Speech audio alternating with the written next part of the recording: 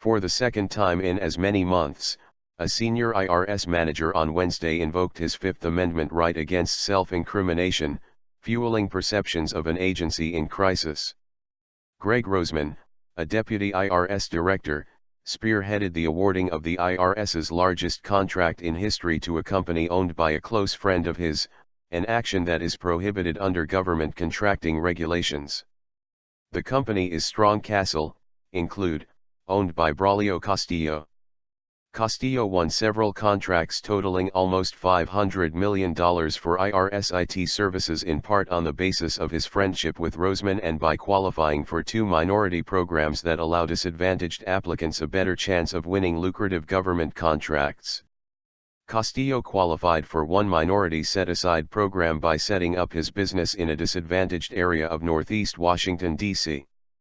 The Small Business Administration program requires applicants to hire from within the economically disadvantaged community, but a House Oversight Committee report found that Castillo manipulated that requirement by hiring students from Catholic University. The school's campus lies within the designated boundary, but its students are, on balance, far from disadvantaged. He won entrance into another minority set-aside program run by the Veterans Administration that gives disabled vets certain advantages in federal contracting. His disability? An ankle twisted during football at the U.S. Military Academy Prep School 27 years ago. That prompted a sarcastic reaction at Wednesday's House Oversight Committee hearing from a double amputee, Congresswoman Tammy Duckworth, an Iraq War vet.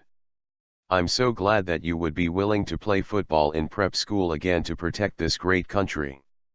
Shame on you, Mr. Castillo, shame on you," she said. As evidence of their close friendship, the committee published text messages between Roseman and Castillo. The two men apparently found kinship in using homophobic slurs. One exchange reads, "Paging Dr. Faggot." The response reads, "Queerbait. How come you haven't called back? Ain't got all day. Lol." Roseman is still employed by the IRS. That fact prompted a testy exchange between Republic Trey Gowdy, RSC, and Beth Tucker, the IRS's Deputy Commissioner for Operations Support.